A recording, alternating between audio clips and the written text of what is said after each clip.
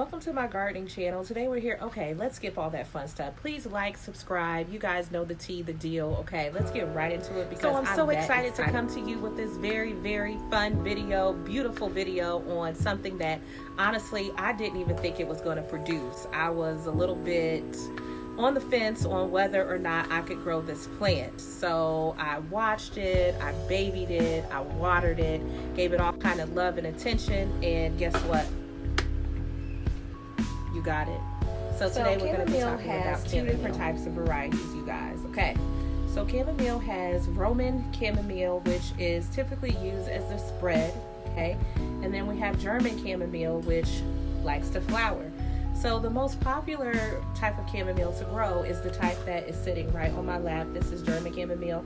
Don't judge that I only have about 10 flowers. Baby, those 10 flowers are going to go a long way.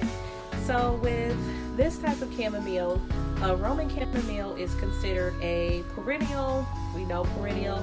This type of chamomile is considered an annual. Although it is an annual, it's pretty good at self-seeding. So you can, if you grow this the right way, let the seeds fall where they may, you can expect this chamomile to come back year after year. Chamomile is pretty easy to start from seed. If you plan to do that, just make sure that you are planting at least 6 weeks before the last frost date. If you want to sow directly, just make sure that you do not cover it. You're just going to scatter the seeds throughout your garden bed or place them in a container. Do not cover the seed. You just want to lightly but kind of gently press it down. Don't cover. In 7 to 14 days, you can expect this to go ahead and germinate. However, how I chose to grow this plant is I just purchased a seedling from a local garden store. I chose to do it in a container because it's my first time growing it. I did not know a whole lot about the plant, but I started to learn about it as I'm growing it. So container just allows you better access. You can do more amendments to the soil if that's required. You want to make sure that you are growing this plant in full sun to part shade. So if you are not familiar with full sun, that typically or simply means that you want to give this plant at least 6 hours of sunlight every day. So that sunlight actually helps the plant to grow, produce its flowers, and remain nice and healthy. However, part shade, that was not the type of part shade that you give your friends, but this part shade just means that you want it in a spot that's not directly beaming with sun, and that also helps this plant to grow. With chamomile, you can expect this plant to grow around 24 inches in height, so it gets a nice little amount of spread on it. Beautiful, beautiful yellow and white kind of flowers. Chamomile is also pretty easy to grow for new gardeners, people who don't know a whole lot about keeping plants alive, those who don't have the green thumb. This is something that you can start with. With chamomile, you don't have to give it a lot of watering. You can actually let this kind of, the soil kind of dry out between your waterings. It is drought tolerant. So if you're someone who's very busy, always on the go, maybe you have kids, you work, and you just don't have a lot of time and energy to spend with plants, this is perfectly acceptable. So the soil, you want to make sure that the pH is between 5, around 5.6 to 7.5 is appropriate pH balance for this soil. And like I said, you don't have to water it very often. You can get away, depending on what zone you're in, with giving this water maybe once a week. However, I like to make sure I don't like to let it dry out too much in between watering, so I do water this about 2 to 3 times per week. You do want to scale back on the watering once you actually see the flowers start to produce. You definitely want to make sure that you're scaling back on your watering to keep these flowers producing, keeping this plant nice and healthy. Speaking of flowers, you want to make sure that you are harvesting these flowers. Harvesting the flowers just allows your plant to, guess what, produce more flowers. So when you go in and harvest the flowers, I don't know how much you can see, but you just have a little flower here. You want to go ahead and take that flower off. It will help to produce more flowers throughout your gardening season. I love when my wind chimers are chiming. It's so beautiful. But nevertheless, back to business. So speaking of the flowers, we talked about how to harvest. Just go ahead, you can clip or just pinch that flower right off. That's my method. I'm sure there's tons of other methods out there on how to do this. With the flowers, you can actually use them right away. Of course, you guys know I love tea, obsessed with tea. So I will be using this for tea. You can use them right away, or you can choose to go ahead and harvest, dry them, and store them. So you can store them, keep them in a place where you can use them throughout the rest of the year for teas and other recipes.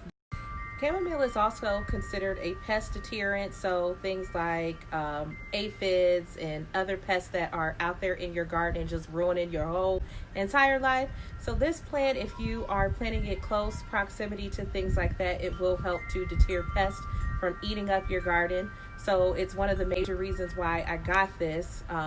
Like I said, I did want it as a hanging plant, but I decided to skip the hanging and just decided to place it in an area that's close to my cucumbers to help deter those pests. Aside from using this plant to deter pests, this also has very beneficial usage as medicinal. So I absolutely love the idea of growing my own medicine. Number one, okay, you know what's in this plant. You have raised it, you know what you have used, and I personally use 100% all natural, organic, everything from the soil to things that I use to keep my plant healthy. This plant, thankfully, you don't have to use any type of thing to feed it or any type of chemicals to help it grow, but everything is 100% organic. So you can use this plant for insomnia. You can use this plant to help with inflammation. Also, it is very, very good for menstrual cramping.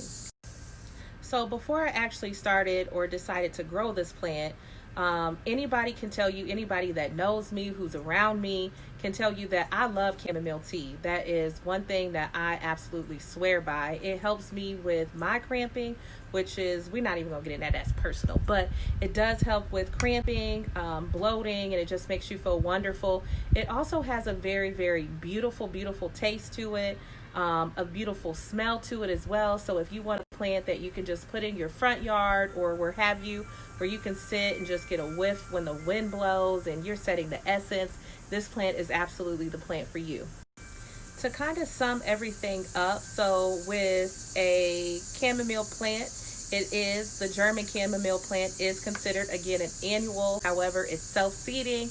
It'll come back year after year as long as you allow it to seed appropriately. You want to make sure to provide a little TLC. Doesn't require a lot of watering, but you want to make sure you water it once to twice a week depending on what zone you in. It is a drought tolerant plant, so you are okay to leave it for quite a few days. You want to make sure to know that it performs well in poor, kind of loomy soil. Doesn't have to be very rich organic soil. You want to make sure that you are going in, you're harvesting your flowers. That helps your plant to continue to grow and produce more flowers for you. And then you want to grow it in full sun to part shade. Fortunately, it is hot where I am. My sister is out here sweating. I did want to make sure that I at least got the content out there to you. So anyone that wants to grow kind of like a tea garden, or they want to grow medicinal plants, I wanted you to know that this one is a pretty thumbs up-y kind of plant to grow, easy to care for, doesn't require a lot of work, and tons of benefits to it. So next year I probably will repot this into a larger container so it can produce more and more and more. This year was kind of like a test run, you know, kind of wanted to see how it would go, but next year I'm going all the way, baby, all the way. So thank you so much for watching this video. I ask that you do like and subscribe to my YouTube channel.